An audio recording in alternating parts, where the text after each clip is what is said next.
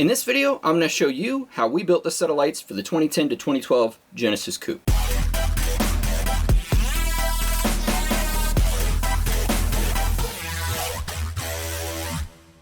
So here is the set of lights, and as you can see in this set, we are doing a themed build. So this is a cherry blossom themed build for an Arizona tea themed car. The little diffusion cover there underneath, I ran 2 sets of strips, and I did actually just split these, so the data points all start at the same point and then go in the direction. That way I didn't have to worry about messing it in the app to get everything set up. Being that in this case, I can't imagine there'll ever be a point where I don't want it flowing uniformly across the light. So, as you can see, we used our 12mm rigid UCS2904 strips, and it was quite a bit. I do think it was about 1 meter per light. Beyond that, we did create these new halos here for this build particularly, but it was a set that I had been wanting to build for a while, so it just kind of killed 2 birds with 1 stone getting this designed. But this is our cherry blossom halo, and we actually etched a cherry blossom theme into the lens, so it just kind of resembles a cherry blossom a little bit better. We did use an infinity mirror here. As you can see on the back side, it's a rather low profile infinity mirror. It wasn't too bad to mount it in there. And this is the wiring. A little busy, but it all has a purpose, I guess you could say. I did add some strips over top of the normal reflector. That way it does bounce around, dance, you know, do some LEDs with the controller and things like that, but it still is an amber reflector, so those LEDs are not RGB. They will be just amber. Tried to be as clean as I could with the halo install, so that wiring, just going through the little hole there. There's another hole for the wiring for the other halo. Tucked down in there, really hard to see, but it's under there. And everything just flowing in direction. Now, this is really important. I get a lot of people that get confused. If you ever use a splitter, you will lose individual control over those LEDs. So that's something to consider when you're building. Figure your flow out, figure out what you're doing. I split my data connection here. That's going to be perfectly fine because I want it all to flow that way. That works with my flow. I wouldn't want to split it to this halo or to that halo or to the infinity mirror. I wouldn't want to split it to those because then I'm going to lose that flow direction. I don't want to do that. So everything for the strips, it runs into the strips first right here, and I do split the power off from that connection. That way I'm not running my power through the strips for the entire light. I'm only running it through this JST plug with 18 gauge wiring. It comes in. I do have an inverter right here on the back of the light, and it fits in the light just well. And so the power comes in. It does split off. I am re-injecting 12-volt power to the end of my run, so it comes from the strips in here, comes up to the side strips, which are also 12mm UCS2904, and the 12-volt line runs right back here. So I'm injecting on both ends. This is just extra insurance to help greatly reduce the chance that I'm putting too much power through those boards, which I'm not, but in this case, I feel even better about it. Then from the data, it comes out of there, and it does flow.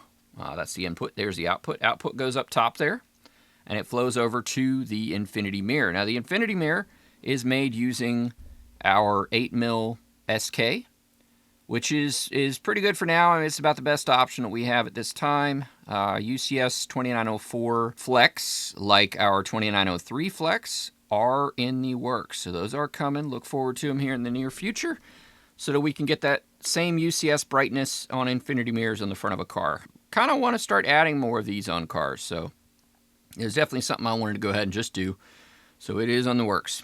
But as you can see, I got power there. The power comes from this inverter, so it goes into the inverter, converts it to 5-volt. The 5-volt comes out, and I do have it split off. So right in here, it splits off, and I have power going to the infinity mirror light. I also have it going to each of the halos, and my data runs from the infinity mirror, goes into it, comes out, goes to the first halo, and then out of that halo to the second halo. And that's just for flow purposes. It just It works a little bit better that way. But that is the gist of that. It does look a little bit busy, but I can assure you the wiring is very secure. It's not going to go anywhere. Up next is the back of the housing here. Now, we did swap out with our LED projectors, fired up the water jet, designed a bracket for this set, and secured it in place, as well as securing that in place to these with glue, just give it a little bit of extra insurance so we know it's not going anywhere. For the Demon Eye, because we're still waiting on the 12 volt to get finished, I did kind of make my own using the UCS2904, and I just cut a slit in the top of this projector in a way that it would not harm the rigidity of the projector itself. That's very important. But I cut the grooves so that the LEDs can shine down, and it does create a quite bright Demon Eye.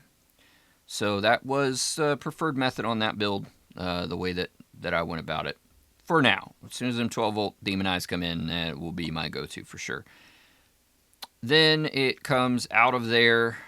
So yeah, it comes here, comes in, goes to the Demon Eyes, comes out of the Demon Eyes, and it goes to this section here. So I created a grid using the 2904s, and that is meant to backlight the back of this mirror. So you can kind of see it there. On the back of this mirror, we actually etched a modified Arizona T logo for this particular car. So we went ahead and added that on there so that when the infinity mirror is on, as you saw at the beginning of this video, it does shine that image through and it bounces across the mirrors as well as that side. It's really cool though, because when it's off, you don't see anything. And then from there, we come out and we do go to our JST connection, which is my quick connect to connect the front to the back half. That way I don't have a solid wire. If I need to open up these lights, if I need to work on the front cover, back cover, I can separate the two very quickly, efficiently, and easily. The JSTs work very well inside of a light. As long as you're not leaking, you're not external, you're not dealing with water damage or anything like that, the JSTs are great. We do have a hyperflash resistor in here, and that is for the turn signals, being that we have deleted the factory turn signals. That is an issue. This is normally the high beam, but being that we did a bi-LED, we did delete the high beam. That is where our infinity mirror is. And this is just acrylic, cut out of acrylic on the laser cutter. It's a little bit quicker than the metal, and it also is perfectly fine for what we're doing. We don't need the rigidity of the metal, being that the LED strips weigh far less than what the projector does. So that is the insides. I have not added my breather patches yet, but if you see in these holes, that is what those are for. This is condensation reduction. So the point of this would be to help greatly reduce the chances that these lights fog up. We have added a fair amount of extra heat in these lights with all the extra LEDs. We want to make sure that that's not going to be an issue. On the back side, we kept it very simple. So just a added cable gland here with the wire coming out with our waterproof barrel plugs that will connect to the controller. You guys have seen our controllers. If you're not familiar with it, you can check it out on the Pro Controller harness video that we have on our channel. And in that video, you get a better idea of what that harness consists of. But that is the harness that I use on most lights. As you can see, this set got that. That is the connection that goes to it. Standard plug here that controls the rest of the light and everything in it. And all back caps are retained. So fitment will be the same as it would have been from the factory direct. And that is this build in a nutshell. So there you have it. That is the inside of this build. You can see the infinity mirror there. Pretty cool effect. We think this build will stand out nicely on the car. And while it is a little bit busy, at least now you have a pretty good idea at least what went into the creation of the light. So everything used on this build is available at nextlevelneo.com. With the exception of the infinity mirrors, I do encourage you to look to Illumisthetic or somebody like that. Some of the custom stuff takes a little bit more time. So while I can do it, I prefer not to. But just let me know if it is something that you just simply cannot find anywhere else. We can try to help you with that. But thanks for watching the video. We'll catch you guys on the next one.